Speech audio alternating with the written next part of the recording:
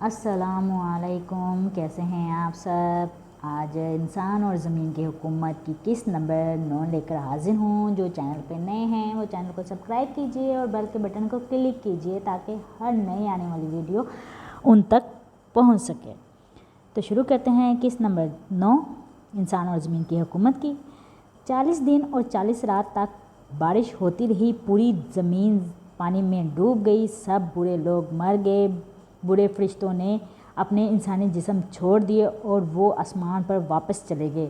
دنیا کے نافرمان اور سرکش لوگ اس سیلاب میں فنا کی گھاٹ اتر گئے اور حضرت نوح علیہ السلام کی کشتی 6 مہینوں تک پانی کے اوپر تیرتی رہی۔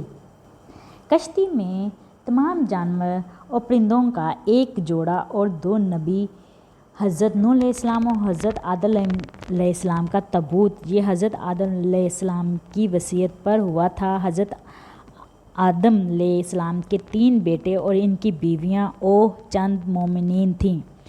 یہ طوفان 1 رجب المجرب کو آیا اور 10 محرم حرام کو کشتی بالآخر جودی پہاڑی کی چوٹی پر جا کر ٹھہر گئی۔ جودی کی پہاڑی بحیرہ مردار یعنی کہ بحیرہ لوط کے مغرب میں اسرائیل میں واقع ہے۔ آج کل بحیرہ مردار کے اس علاقے میں سالانہ بارش 2 سے 44 انچ ہوتی ہے، یعنی کہ 2 سے لے کر 42 انچ ہوتی ہے، لیکن یہ علاقہ دوسرے سمندروں کی سطح سے 1412 فٹ نیچے ہے۔ اگر آج بھی اس علاقے میں شدید ترین بارش ہو جائے تو پانی کے نکل بہنے کا کوئی راستہ نہیں ہے۔ یہاں ایک عظیم ہستی شان جہیل بھی ہے، یعنی کہ عظیم شان جہیل بھی ہے۔ واضح رہے کہ طوفان نوح علیہ السلام کو تمام ادیان میں بیان کیا گیا ہے اور خیال ظاہر کیا جاتا ہے کہ 4000 سے 5000 سال قبل آنے والا یہ طوفان کوہ ارات کے مقام پر ظہور پذیر ہوا۔ واضح رہے کہ کوہ ارارات اناضول کے شمال میں واقع ہے۔ یہ ایران کی سرحد سے 16 کلومیٹر اور ارمینیا کی سرحد سے 32 کلومیٹر دوری پر ہے۔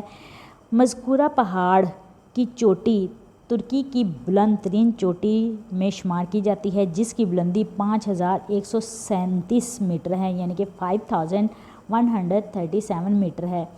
اب خدا کے حکم سے سیلاب تھم گیا اور زمین نے سارا پانی اپنے اندر جذب کر لیا۔ اب خدا نے حضرت نوح علیہ السلام کو حکم دیا کہ کشتی سے اتر جاؤ، تجھ پر اور وہ لوگ جو تجھ پر ایمان لائے ہیں ہماری رحمتیں برکتیں نازل ہوں گی۔ اور تورات میں مذکور ہے کہ جب طوفان تھما تو حضرت نوح علیہ السلام نے سب سے پہلے کوے کو بھیجا، دیکھیں اگر زمین پر کہیں خشکی ہے تو اسے آ کے خبر کریں۔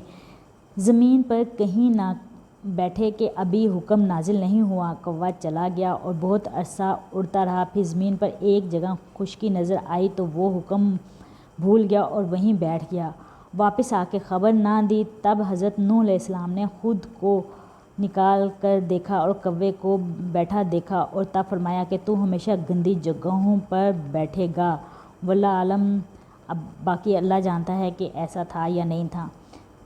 چونکہ اس طوفان میں دنیا کے تمام لوگ ہی فنا ہو گئے تھے، صرف چند لوگ ہی زندہ بچے تھے، اس لیے حضرت نوح علیہ السلام کو آدم ثانی بھی کہا جاتا ہے۔ انہی کی اولاد اس وقت دنیا میں آباد ہے۔ بزرگ مفسرین کی ایک جماعت نے وَجَعَلْنَا ذُرِّيَّتَهُ هُمُ الْبَاقِينَ ہیں، ہم نے نوح کی اولاد کو زمین میں باقی رہ جانے والا قرار دیا، سے یہ نتیجہ نکالا ہے کہ نوح علیہ السلام کے بعد تمام نسل بشر انہی کی اولاد میں سے وجود میں آئی ہے اور اس وقت کے تمام انسان انہی کی اولاد ہیں۔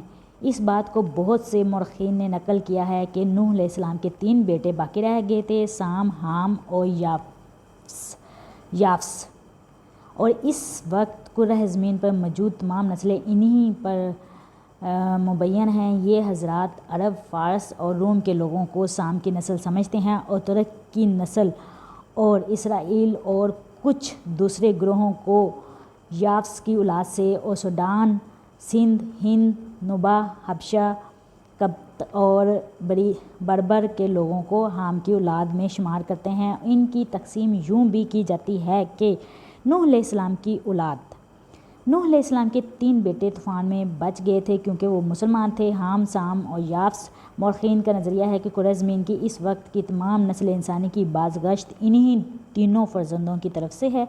एक ग्रोह हामी नस्ल से है जो अफ्रीका के इलाक़ा में रहते हैं। दूसरा ग्रोह सामी नस्ल से है जो शर्क़ औसत और मशरक़ करीब के इलाक़ों में रहते हैं और याफ्स की नस्ल को चीन में आबाद समझते हैं। इसी तरह तमाम ज़मीन काफ़रों और गुमराहों से पाक होगी और जो साहिब ईमान थे वो ज़िंदा बचे। मज़ीद आगे बढ़ने से पहले थोड़ी सी तफसीलात बयान करती चलूँ। कोह जूदी कहाँ है? ये दरियाए बकर जो दजला और फ़रात के दरमियान है बगदाद तक मुसलसल चलाया गया है कि नवाह में बिलादे जज़ीरा में है। ये इलाका जबाल अरमानिया के मुतसल है। साहिब कामूस महीत लिखते हैं, जूदी जज़ीरा का एक पहाड़ है जिस पर सफ़ीना नूह आकर ठहरा है। तौरात में इस पहाड़ का नाम अरारात है। कश्ती नूह का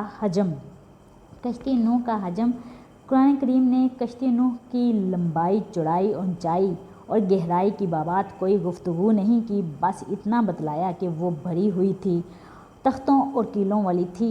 अलबत्ता तौरात में इसकी कदरे तफसील आती है। उम्र नूह अलैहिस्सलाम यानी कि उनकी उम्र, कुरान करीम बताता है कि हज़रत नूह अलैहिस्सलाम की उम्र 950 साल अपनी कौम में दावत इलाही का फ़रीज़ा सरअंजाम देते रहे, जबकि तौरात ने 930 साल का अरसा बतलाया है। तौरात ये भी बतलाती है कि जब हज़रत नूह अलैहिस्सलाम ने हयाते मुस्तार की 6 सदियाँ बिता लीं तो 7वीं सदी के पहले साल में कदम रखते ही तूफ़ान आ गया। हज़रत नूह अलैहिस्सलाम के अलावा भी दीगर मुतअद्दिद पैगंबरों को बड़ी लंबी लंबी उम्रें मिली हैं।